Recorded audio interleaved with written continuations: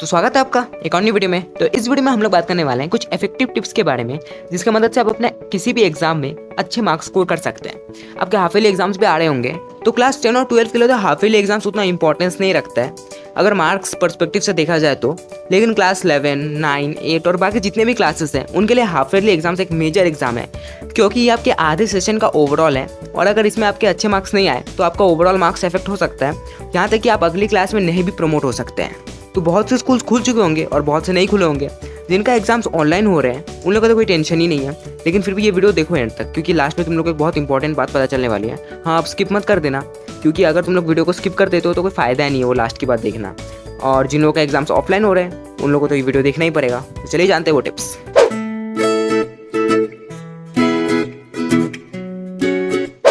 Number 1, study when sleepy. आपको याद है जब हम सब छोटे थे तब सोने से पहले हम लोग हमारे पेरेंट्स से कहानियाँ सुना करते थे।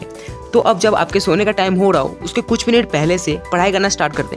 ऐसा नहीं कि पूरी रात पढ़े जा रहे हैं, बस थोड़ी देर के लिए, क्योंकि जब आप ये करते हैं और फिर सोते हैं आपने जो भी पढ़ा होगा वो आपके ब्रेन के लॉन्ग टर्म स्टोरेज में चला जाता है, क्योंकि सोते वक्त आपका दिमाग न्यू मेमोरीज को स्ट्रेंथन करता है और उसे लॉन्ग टर्म स्टोरेज में रख देता है। तो इससे होगा यूँ कि आपको वो सब याद रहेगा जो आपने सोने से पहले पढ़ा था। Number 2, space it out.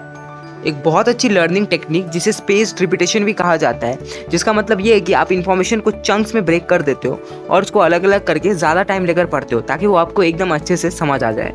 अगर एक एग्जांपल दूँ तो सोचिए आप ट्रिग्नोमेट्री के फॉर्मूलाज याद कर रहे हो, तो उसको एक ही बार में याद करने के बजाय उसको अपने हिसाब से बांट दो और हर दिन एक एक हिस्सा पढ़ो। और जब भी आप एक दूसरा हिस्सा स्टार्ट कर रहे हो तो पिछले हिस्से को रिवाइज करते हुए उसको स्टार्ट करना। Number 3, create an mnemonic device. तो ये ट्रिक में आपको जो भी याद रखना हो उसका एक एक्रोनिम बना ले, जिसका मतलब ये है कि सोचिए आपको प्लैनेट्स के नाम याद रखने। बहुत ही डम सा एग्जांपल है ना। तो आपको सारे प्लैनेट्स के फर्स्ट वर्ड्स को लिख लेना है, उसके बाद अब उन वर्ड्स को कोई सिंपल वर्ड से रिप्लेस कर देना है, जैसे कि my very educated mother just served us nachos. तो एम से मर्करी याद आ जाएगा, वी से वीनस याद आ जाएगा एंड सो ऑन। तो अब शायद आप इस ट्रिक को यूज़ करना समझ गए होंगे। तो बढ़ते हैं अगले ट्रिक की तरफ। Number 4, right it down. आपको याद है हम सबके स्कूल में हैंड राइटिंग बोल के एक सब्जेक्ट था जिसमें हमें लिखना सिखाते थे।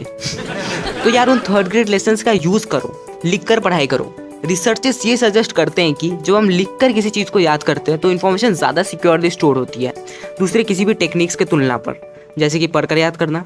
इसीलिए अब से जो भी याद करना हो लिख कर याद करना। Number 5, put yourself to test. आप खुद का टेस्ट ले सकते हैं। ये one of the best ways है आपको प्रिपेयर करने के लिए एग्जाम के पहले। एक बार अपने नोट्स के जरिए प्रैक्टिस करिए और दूसरी बार बिना देखे। एक स्टॉप वॉच या घड़ी का भी यूज़ करें एक टाइम लिमिट के साथ।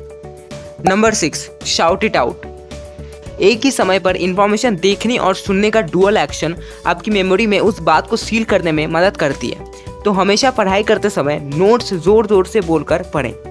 हालांकि अगर आप ये काम किसी लाइब्रेरी में जाकर करते हैं तो आप बाहर फेंके जा सकते हैं। बहुत ही नियम जोक था ना। Number 7, treat yourself. Snacks, walk पे जाना, सोशल मीडिया यूज़ करना या आपको कोई भी चीज़ पसंद हो उसको एज ए रिवॉर्ड रखना पढ़ाई करने के बाद आपको प्रोक्रेस्टिनेशन से बचने में मदद करता है। वैसे अगर आप बहुत ज़्यादा प्रोक्रेस्टिनेट करते हो तो आप मेरी how to stop procrastinating and get more done in less time वाली वीडियो देख सकते हो, जिसका आपको लिंक आई बटन और डिस्क्रिप्शन दोनों में मिल जाएगा। तो बढ़ते हैं अगले पॉइंट की तरफ। Number 8, work it out.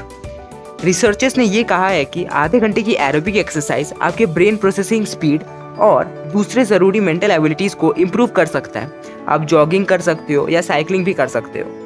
Number 9, KitKat में जो कहते हैं ना, have a break have a KitKat, बड़ा सही कहते हैं, क्योंकि साइंस भी यही कहती है।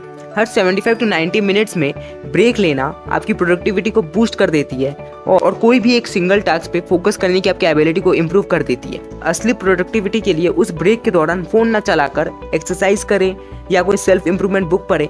तो बढ़ते हैं अगले पॉइंट की तरफ। Number 10, music heels guys. क्या आपने कभी म्यूजिक के ऊपर रिलाई किया है पढ़ाई करते वक्त? ऑब्वियसली हाँ ही होगा आपका जवाब। म्यूजिक आपके स्ट्रेस को दूर करता है। ये अभी तक क्लियर नहीं हुआ है कि किस टाइप का म्यूजिक पढ़ाई के लिए सबसे बेस्ट है, इसलिए आप अपने फेवरेट म्यूजिक के साथ जा सकते हैं। नंबर 11, से ओम। एक बहुत लंबे टाइम तक पढ़ाई पे बैठने से पहले 3 मिनट के लिए मेडिटेट करें। रिसर्चर्स ये सजेस्ट करते हैं कि मेडिटेशन आपके अटेंशन स्पैन को बूस्ट करता है और आपके फोकस को भी इम्प्रूव करता है। बहुत से स्टडीज रेगुलर मेडिटेशन करने के लिए बोलते हैं, लेकिन एग्जाम से पहले की नर्वसनेस को शांत करने के लिए इसे कुछ मिनटों के लिए ट्राई करने में कोई हर्ज नहीं है। नंबर 12, सो जा प्यारे रात हो गई। जब आपके पास बहुत कुछ पढ़ने का होता है तो शायद आपको ये लगे कि रात का भी यूटिलाइज करना चाहिए पढ़ने के लिए, लेकिन रात को एक्स्ट्रा पढ़ देने से आपको कोई अच्छे ग्रेड्स नहीं आ जाएंगे। उल्टा इससे आपके ग्रेड्स घट सकते हैं, क्योंकि इससे आप ज़्यादा चीज़ों को भूलोगे और आपको ज़्यादा स्ट्रेस होगा।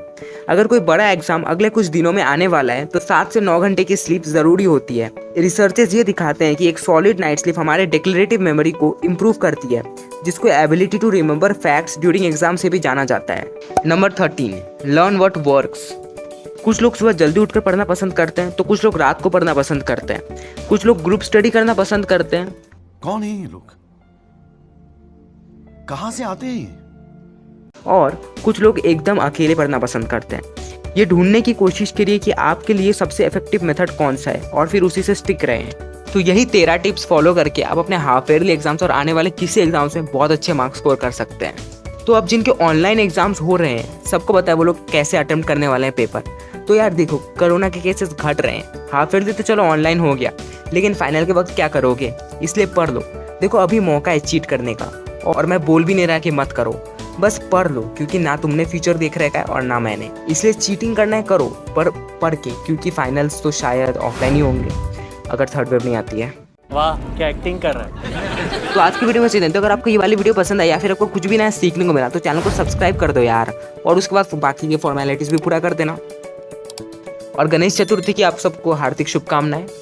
मजे करो, घूमो, मौज करो, लेकिन सावधान रहो और सतर्क भी रहो। तो बहुत हो गया आज की पंचायत, तो मिलते हैं अगले हफ्ते एक और नई वीडियो के साथ। तब तक बाय बाय, और हाँ खुश रहो यार।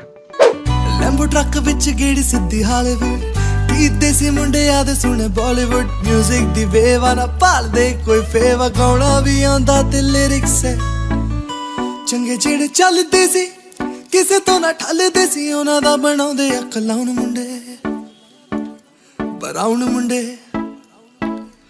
देसी जी गीत ट्रैप च बीट सिर कट गजदे स्पीकरां च वजदे बराउन मुंडे